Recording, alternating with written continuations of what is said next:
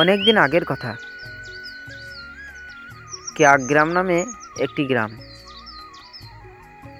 এই গ্রামটি ছিল খুবই শান্তশিষ্ট আর খুবই ভালো প্রকৃতি গ্রাম।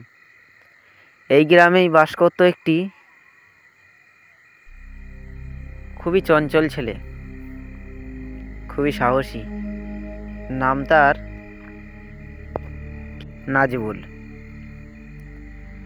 সে ছিল খুবই সাহসী একটি ছেলে আর খুব দুষ্টু। সে কোনোদিন তার পাড়ার লোককে শান্ততে থাকতে দেয়নি। সবারই কোনো না কোনো অনষ্ট করতই। তো এই গ্রামেই মাঠের দিকে ছিল একটি বড় বট গাছ, যেটিতে লোককথায় প্রচলিত আছে যে সেখানে 60টি জিন থাকে। আর একথা অনেকটা সত্যিও বলে মনে করে অনেকে। প্রায় এখানে কিছু না কিছু ঘটনা ঘটে থাকে। তো একদিন নাজবুল তার বন্ধুদের সঙ্গে বাজি ধরল যে আমি ওখানে গিয়ে দেখিয়ে দেব যে ভূত টুত বলে কিছু হয় না। আর বন্ধুরাও আরও ওকে উস্কিয়ে দিল। আর ও ছিল খুবই সাহসী ছেলে, সেসব ভূত টুত কিছুই মানত না। সে বলল, ঠিক আছে, তাহলে আমি আজকে রাতেই যাব। তো আর যেমন ভাবনা তেমন কাজ। মাগরিবের আজান হতেই 6:30 হয়ে গেল। একটু দূরে বটগাছটি থাকায় তার জন্য সে সকাল সকাল বেরিয়ে পড়ল বটগাছটির সন্ধানে। সে হাঁটতে লাগলো তার বাড়ি থেকে বেরিয়ে। কিছু দূর হাঁটার পর তার বন্ধুদের সঙ্গে তার দেখা। নাজবুল বলল, এই চললাম রে, ভালো থাকিস। আজকে আমি প্রমাণ করে দেবো যে বটগাছে কিছু নেই, আর তোরা বাড়িতে চুরি পড়ে বসে থাকগা। আমি চললাম। এই বলে সে তার বন্ধুদের কাছ থেকে চলে গেল। সে হাঁটতে লাগলো গ্রামের কাঁচা কাদামাটির রাস্তা দিয়ে। তার এসব খুবই অভ্যাস। সে বেশিরভাগই কাদায় কাদায় বেরিয়ে বেরিয়ে বেড়ায়। সে হাঁটতে লাগলো রাস্তা দিয়ে। নাজবুল মনে মনে চিন্তা করছে,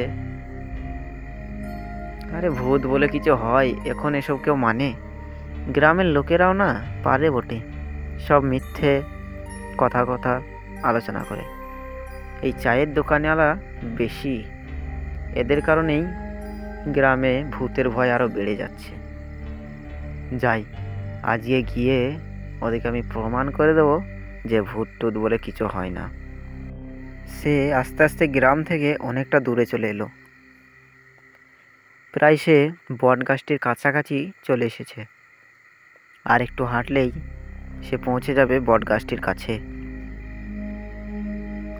তো সে তাড়াতাড়ি পা চালিয়ে হাঁটতে লাগলো।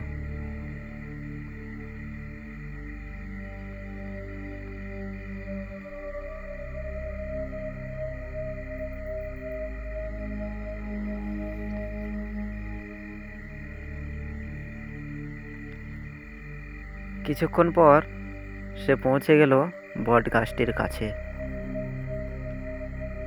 কাছে গিয়ে দাঁড়িয়ে দাঁড়িয়ে দেখতে লাগলো বটগাছটির দিকে, আর বলতে লাগলো, আরে এইটাই তাহলে সেই ভুতুড়ে বটগাছ বুঝি? কই কোনো ভূত টুত তো দেখতে পাচ্ছি না। আমি জানতাম এসব গ্রামের লোকেদের ফাঁকা কথা। আমি আজকে গ্রাম গিয়ে তাদেরকে বুঝিয়ে দেবো যে ভূত টুত বলে কিছু হয় না। নাজবুল একটু ঘুরে ঘুরে দেখতে লাগলো বট গাছটির গায়ে গায়ে।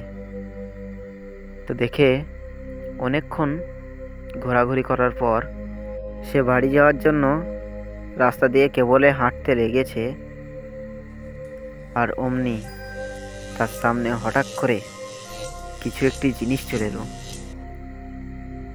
তার শরীরের আকার আর চেহারা দেখে বোঝা যাচ্ছিল এটা কোনো মানুষ নয়। তার শরীর থেকে পুরো পচা গন্ধ বেরোচ্ছে। তো সে নাজবুল এবার তো বুঝতে পেরেছে যে এটা মানুষ নয়, এটা কিছু একটা ভূত টুত হবে। ভূত বলল, তোর সাহস দেখে তো আমি একদম মুগ্ধ হয়ে যাচ্ছি রে। তুই এখানে এসে, আমার জায়গায় এসে আমাকেই সাহস দেখাস? যা, আমার 6টা ভাই আজকে নেই বলে তুই বেঁচে গেলি, না হলে নির্ঘাত তোর আজকে এখানেই মৃত্যু হতো। আমি একটি ভালো ভূত। যা, তোকে ছেড়ে দিলাম, বাড়ি চলে যা, আর কোনো দিন এরকম কাজ করার চেষ্টা করবি না। এ কথা বলে সেই ভূতটি ওখান থেকে উধাও হয়ে গেল। আর নাজবুল এটা দেখে ওখান থেকে মারল দৌড়।